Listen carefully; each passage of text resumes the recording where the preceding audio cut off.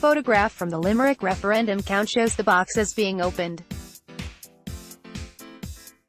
Photograph. Liam Burke Press. 22 people from both sides of last weekend's referendum result have voiced their reactions after Ireland voted to remove the Eighth Amendment from the Constitution of Ireland.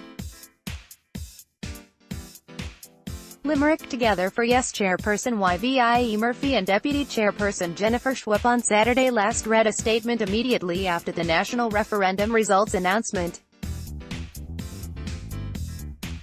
Advertisement They said, "First, we dreamed and fought for a referendum about the Eighth Amendment. Then we dreamed and hoped for a win in the referendum. We dared to dream and hope that we would get the yes vote over the line. But in our wildest dreams, in our most delirious and hopeful of moments, we never once thought that Ireland would not just support us, but that Irish people would stand up and roar that it had to stop. That they would not just repeal the Eighth Amendment, but that they would lay siege to the Eighth Amendment and destroy the Eighth Amendment." Meanwhile, in masses across the diocese over the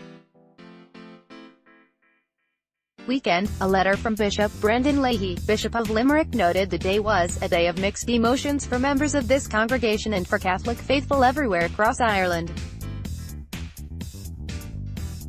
Becca Doyle, former member of Citizens Assembly, Senator Paul Gavin, Sinn Féin, Jan O'Sullivan TD, Labour, MC Thomas Bibby, Green Party, Jennifer Schweppe, Limerick Together for Yes. The letter read, "There will be people here who voted to repeal the Eighth Amendment and people who voted to protect the Eighth Amendment. As I said last week, Ireland is a compassionate country, that we are a compassionate people. Those who voted no did so with compassion, particularly for the unborn child. Those who voted yes did so with an eye particularly on the mother carrying that child." The Limerick Together for Yes speakers said the day had been 35 years in the making, and wouldn't have been possible if it weren't for women and activists throughout Limerick and across the world. "We stand on the shoulders of women and activists who have come before us and sacrificed so much," they said, adding, "They spoke when nobody else would speak. They spoke when nobody would listen.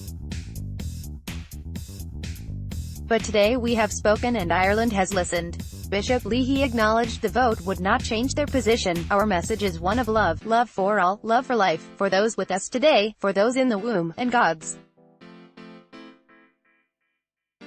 love is there also for those on both sides of the referendum campaign.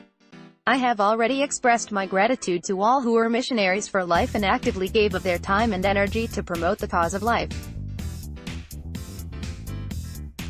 They dedicated themselves to the task with care, listening and sensitivity. I am grateful to that. In general, the debate was largely respectful."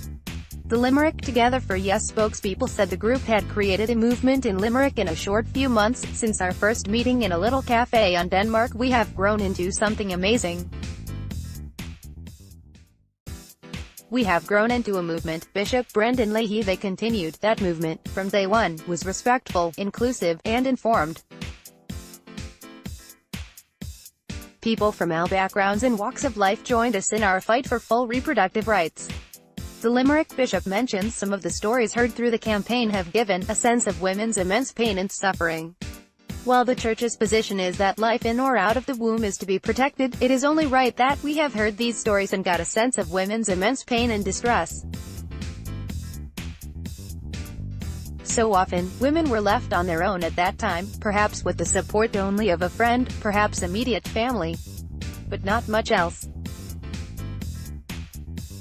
A message we can take, therefore, from the stories we've heard is that we have ultimately failed them as a society if we allow them to be isolated. We need to engender more coherently a society of care, a society of support, so that the default for women in these circumstances is to turn to that society and know that it wraps them in a blanket of love and support, that it is there for them in this difficult time, and that it does not judge them.